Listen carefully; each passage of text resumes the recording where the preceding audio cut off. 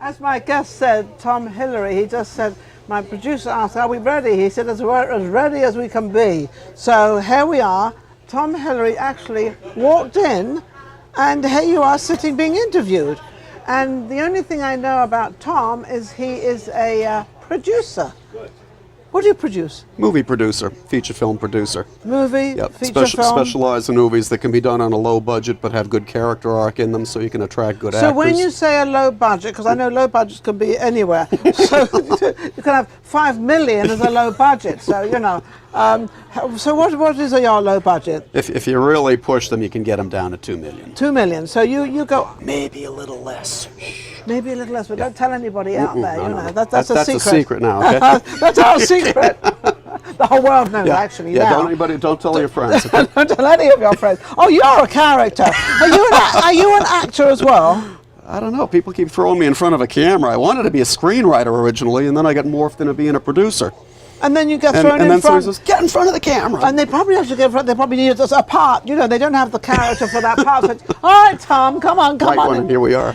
So what do you like the best? Screenwriting, actor, producer? Oh, absolutely. The creative process where you actually, go into, people's dreams and goals and what they identify with and what they aspire to and be able to fulfill them by giving them entertainment for a while. And that all starts with the writer. With the writer. Yeah. So your passion is writing. That's absolutely correct. With your passion being the writing, what is the passion of writing for you? In other words, what do you write?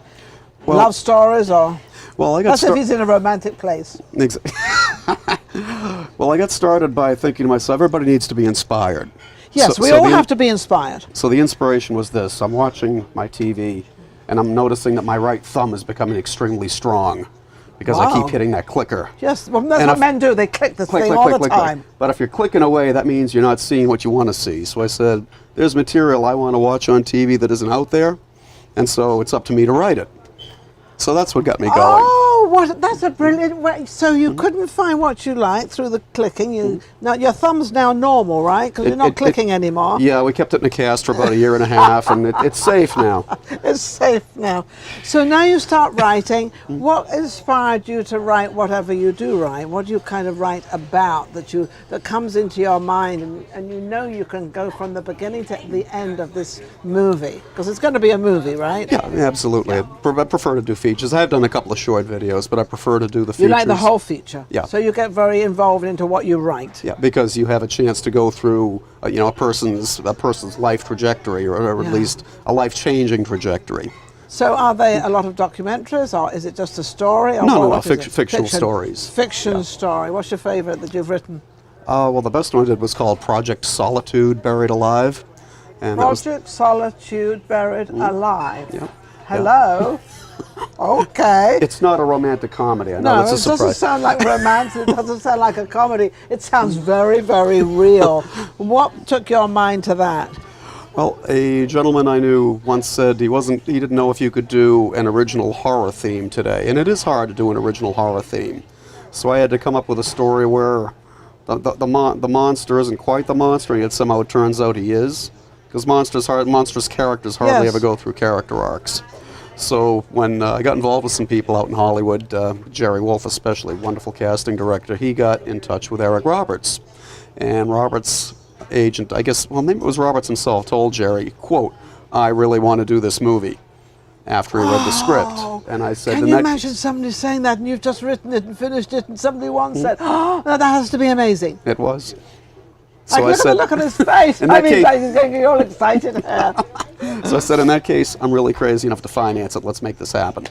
And so we did. Now, wait a second. So now you financed it. So you found it, well, naturally you're going to find it worthwhile to finance your own stuff, right? But, you can fall in love with your own stuff. Doesn't mean to say other people out there are going to like it. So because this guy liked it, and gave you the inspiration of him liking what you wrote, you decided that you're going to go for it. Yes, indeed. Was it worthwhile? Yes, it was. The best thing I ever did, really. It was it was scary at the time.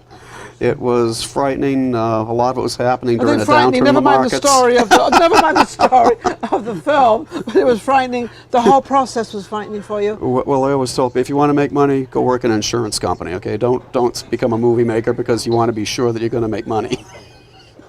I know the industry. Yes, it is about the art, people. Okay?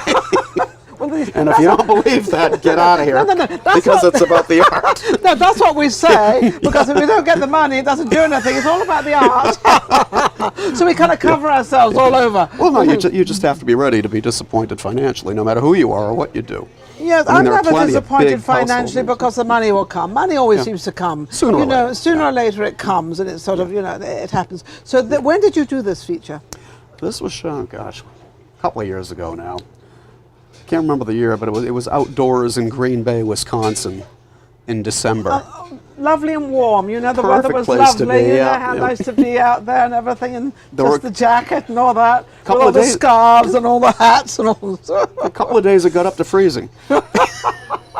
Those were the warm days. Then it got a Those little were the rough warm on some days. days, yes. So, did you choose the place where you wanted this filmed, or did all the others kind of get involved in helping you? There was a group of people I was working with, but the various states and Canadian provinces give various film incentives. Yes, they do. And Wisconsin had a good one at the time. Yeah.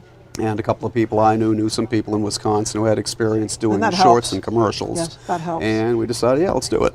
Yeah. None of you know that different states do films, and some of them will finance half it. No, a lot of them will finance half it, and then you have to come up with the other half.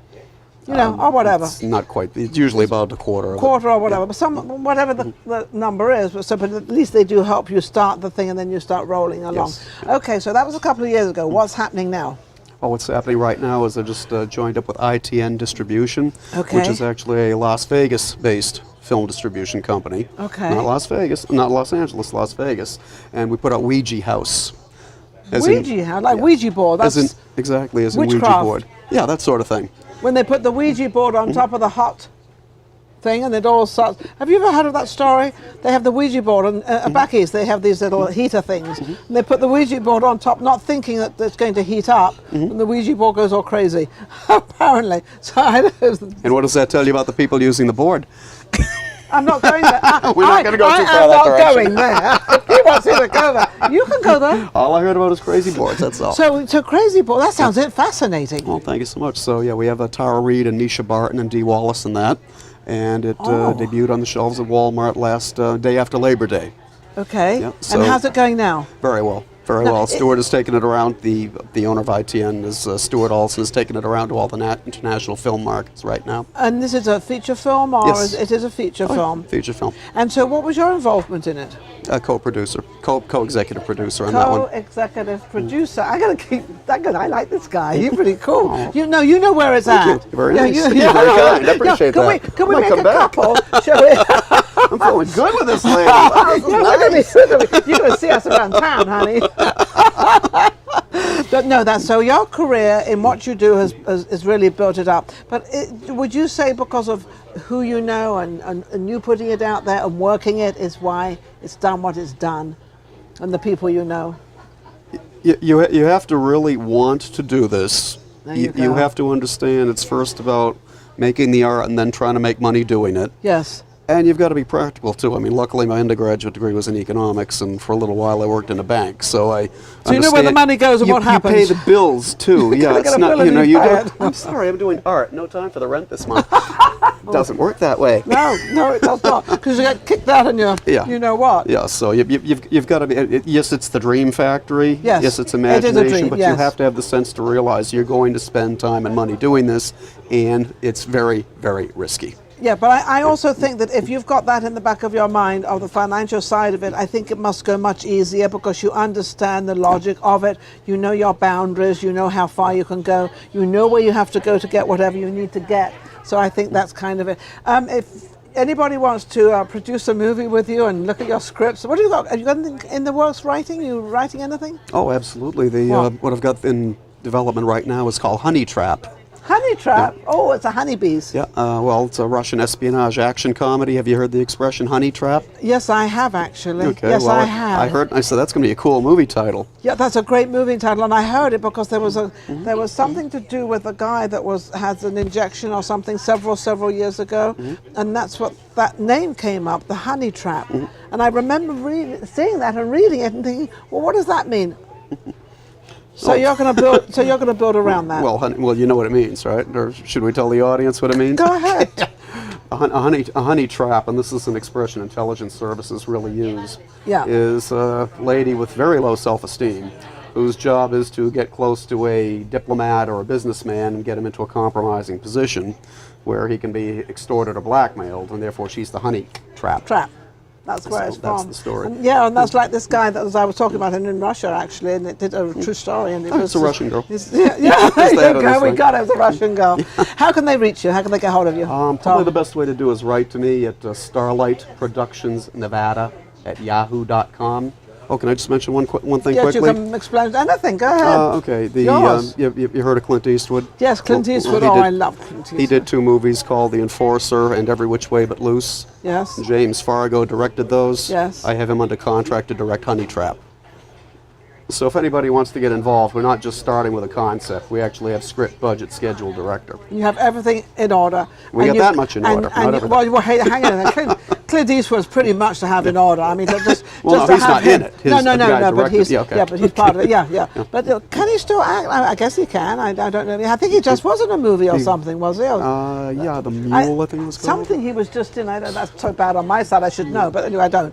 But he's amazing, absolutely wonderful. I used to live in Bel Air, and he used to live up the street from me. Really? Yeah. He used to have this great big, incredible wooden gate, which was all brightly done. But anyway, so don't forget to look out for Tom Hillery. Absolutely amazing. Thank you so much for coming on my show. Isn't he lovely? Take care. You're very kind, Ninon. Thank you so much. Thank you very much. Awesome.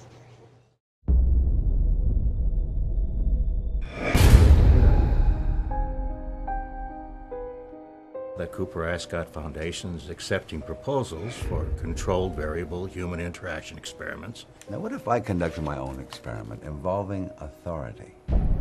Check out this ad. Twin Falls professor of sociology seeks human participants for a 10-day interaction study. Substantial compensation if accepted. This is really far. I know, isn't it great? We have arrived. Now, it is understood you cannot leave. Is it safe here?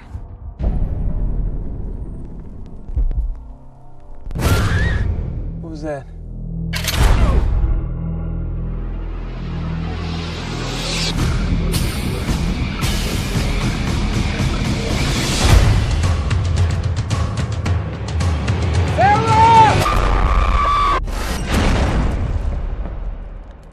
Subjects are experiencing an anticipated level of disorientation. I'm getting out of here. You killed her! What the hell is wrong with you? Shut up! You okay? Would you like a Xanax?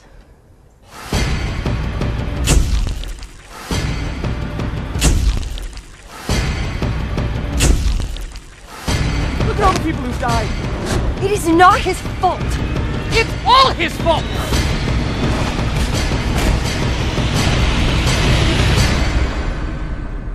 I don't want to die.